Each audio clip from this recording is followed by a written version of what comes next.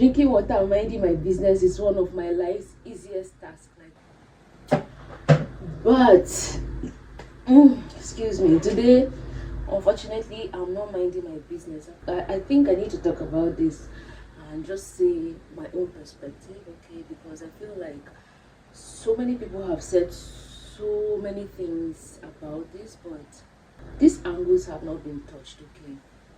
I'm referring to the trending story. I mean, it is global, all over the world. Everyone is talking about the story from Equatorial Guinea.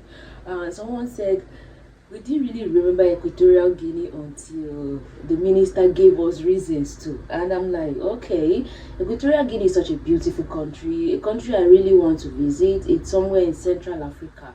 And more so, that we have some Igbos there. We have some Igbo people who are indigenous to Equatorial Guinea. I know someone who has family from there who is a Nigerian. All right, so I find that aspect of the Equatorial Guinea history interesting and something I would love to go experience firsthand and understand better, and of course share with you guys as I always do. But until then, let's talk about this story from Equatorial Guinea that has everyone talking. Welcome, I'm Virtue Grace, the African storyteller. In case you're coming by for the first time, okay? So I'm sure you guys have heard it already. The story about the finance minister or one of the government officials from Equatorial Guinea who was, found with several tapes, okay, of adult content. I don't want to mention it here for censorship purposes. The tapes, about hundreds of tapes of adult content in which he featured with some other women, about 300 women thereabout. That has been the story and everyone is talking.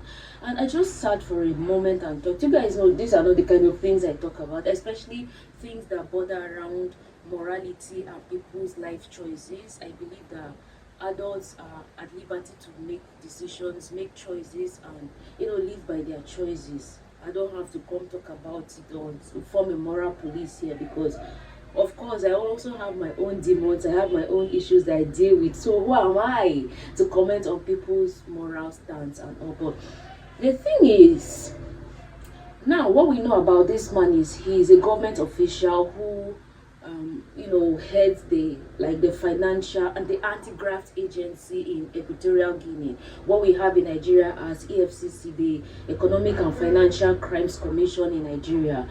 Their version of EFCC, the anti-graft agency in Equatorial Guinea, is where the man heads. So given that kind of position in government, you are influential, okay? You have power to build, in the sense to charge people, investigate people, prosecute people, and charge people who are found wanting. Why am I going this angle?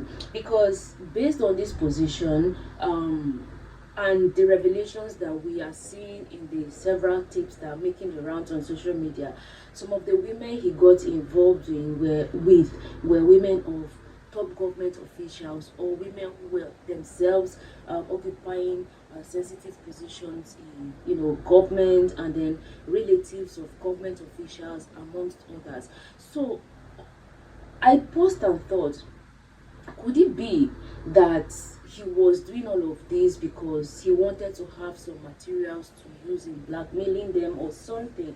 Because given his position, he could prosecute people, but in exchange for not to be prosecuted, I'm just assuming, I'm just trying to make sense of it all, because really, where would one person get involved in adult activities with about 300 women? That's a lot. I mean, the only record we heard about was in the Bible of King Solomon, who had about 300 concubines or thereabout. Okay, that's the closest we've come to, like, in recent times. So, I'm just trying to make sense of it, that could it be that he found some dirt on some of these women? I'm just assuming, I'm not saying that is what it is.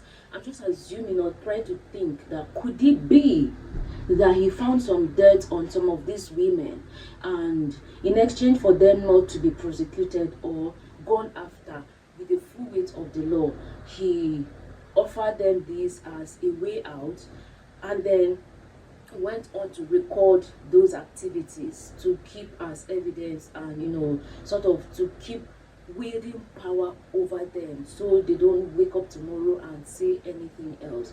Those materials would be in his possession, which he would use to either threaten or blackmail them subsequently to maintain that power over them.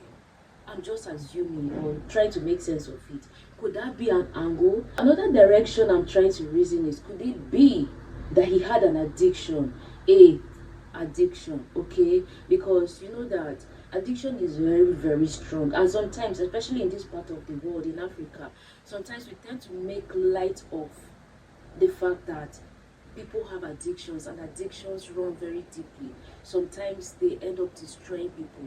The common forms of addictions we talk about in African society, I would say in modern times in African society, is addictions bordering around drug abuse. When people are addicted to drug and tend to abuse them, people tend to talk about them in terms of government policies, non-governmental organizations trying to offer some support and or trying to create awareness about it in the media to educate people and all of that. But when it comes to things like sex addiction, it's not something people talk about openly in African, societies and all of that. So even when people have such addictions, there are things they deal with privately for the sake of avoiding shame or stigma, or even being laughed at.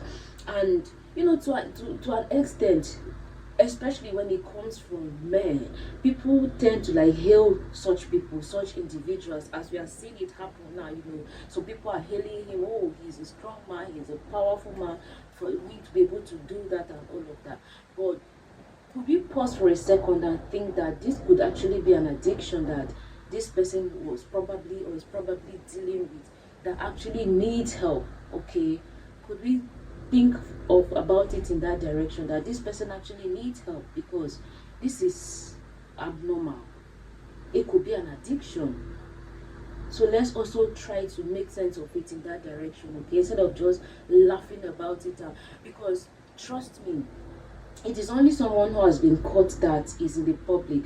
There could be several other people, maybe not in positions of power like this, who are dealing with such addictions or other problems privately, who need some help or can't seek help or can't get the help because of the fear of stigma or shame, all right, or of just not being believed or heard. Okay, so I think we need to empathize more with people and try to create safe spaces for people to be able to seek help when they need help.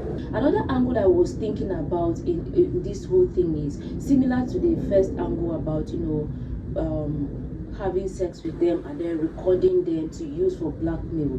I was also thinking that could it be he was only trying to be smart to avoid accusations tomorrow, because it seemed like he recorded those videos with the consent of the people in those videos, all right? So they weren't coerced, they weren't forced, like something they willingly participated in. For whatever reason they had, is that's not my focus, okay? But the fact that it seems like he obtained their consent to record, and based on the reports from the government investigations and all, they also said that those videos were actually recorded with consent, so can't be prosecuted based on that because they are adults. But the concern for the government was that it poses a public health threat, so they required for him to undergo some medical exams to be sure that he didn't have any sort of medical conditions that could spread from one sex partner to the other and pose a public health threat to the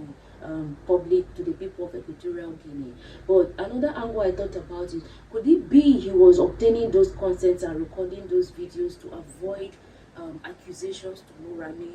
We know all that happens eventually with having consensual relationships, especially consensual sex relationships with women, and then tomorrow some come out to allege that you took advantage of them and essayed them or you raped them. So at that point it's your word against them, and we know that in society when women come out like this, the default is to believe them, even if they are not actually saying the truth. The default is to believe. It's now left to you to try to defend and plead your innocence. Okay, so could it be that he was just obtaining those consents and recording them to protect himself tomorrow, which has eventually happened now? If that's the case, someone would hail him as being a smart man, but that's not my point, that's not my opinion. I'm just saying it, okay, because now he's sort of vindicated. Not many people are, lucky or as smart as, allegedly as smart as he was to record all this video. I'm just assuming he probably recorded them for his own reasons, whatever the reasons were. I don't know. Like I said, these are just my opinions that I'm trying to, share with you guys, and let you also, share your opinion. Like I always do, share your opinions. Let's interact. Let's talk about this, okay?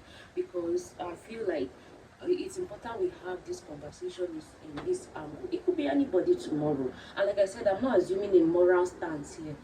Be the moral police, all right? Another angle to it is, I was thinking, could it be that he's just a sweet lover boy who has his way with women? Because I mean, about 300 women, one man, that's, it takes a genius, all right? And some are married women, some are relatives. It only takes a genius who has his way with words when it comes to, dealing with women, to be able to pull that kind of number off.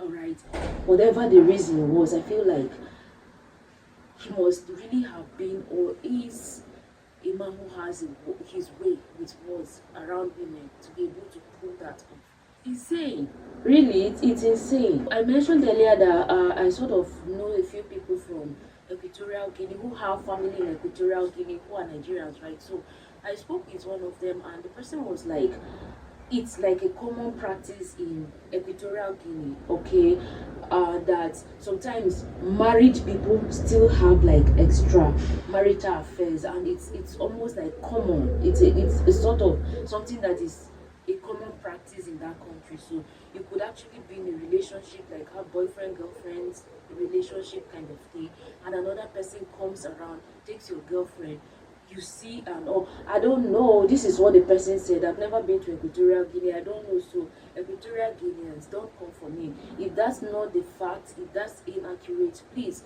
debunk it in the comment section, okay? Say that is not true. But I'm saying this is what this person said. This person is half Nigerian, half Equatorial Guinean. The person's mom is actually from Equatorial Guinea. So that's what the person shared with me, that it's almost like a common practice to have this extramarital sex affairs and all of that in Equatorial Guinea, and it's not really much of a big deal. And so even this person in question now, nothing will be done to him really. That's what the person like said, because number one, this Mr. Ebang is actually related to the president of Equatorial Guinea, allegedly. So it seems like nothing might really be done to him in the aspect of these videos that have been circulating. But for the charges that he was arrested for and eventually got his home ransacked, and then these discoveries were made, he'll probably face the government and the law. But in this aspect, he might most likely go scot-free. But yeah, that's it. So in all of it, I thought about it. I'm like, we are adults, okay? When adults make decisions, or when adults make choices, adults know that there are consequences to their choices. So it's left to adults to weigh their choices or their decisions against the outcomes and the consequences of their choices and their decisions. So I'm very much aware or sure that Mr. Ebang weighed the consequences of his choices and his decisions as he was making them, and eventually went on with his choices and decisions, and now the consequences are out there. Whether he's not going to face the law, he's now facing the social and moral court of the world. People are judging him based on their own moral stance and their perspectives and opinions and all of that. Is that one of the consequences he envisaged that he was going to deal with if eventually his activities in private became public?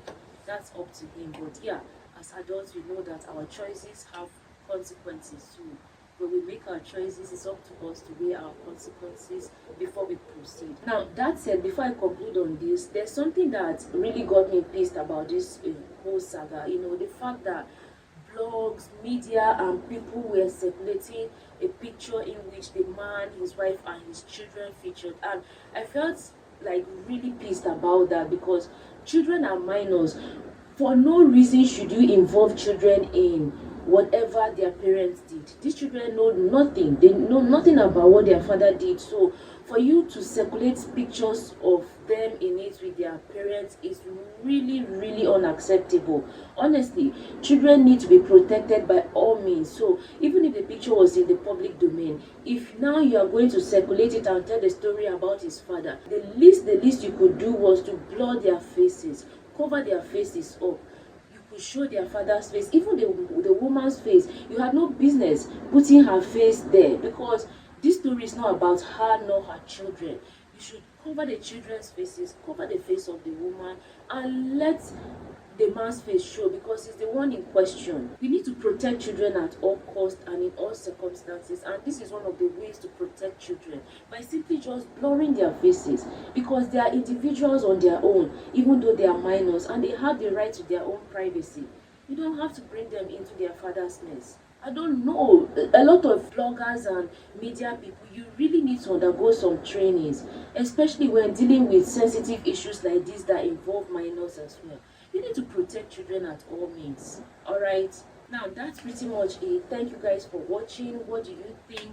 Drop a comment. Like I said, these are my opinions. Share yours, okay? Let's hear and all of that. Now we've seen African society manifest in this. Some of the things that permitted for some people eventually turn around to manifest in this manner. You know what I mean? Listen between the lines, between the words I just said, and you will understand better what I mean by this. Thank you guys for watching. I'm Virtue Grace, the African storyteller. I'll see you guys in my next video. Until then, stay safe, healthy, below abiding. Give this video a thumb up, share. If you've not subscribed, subscribe, okay? Alright, bye. Wow.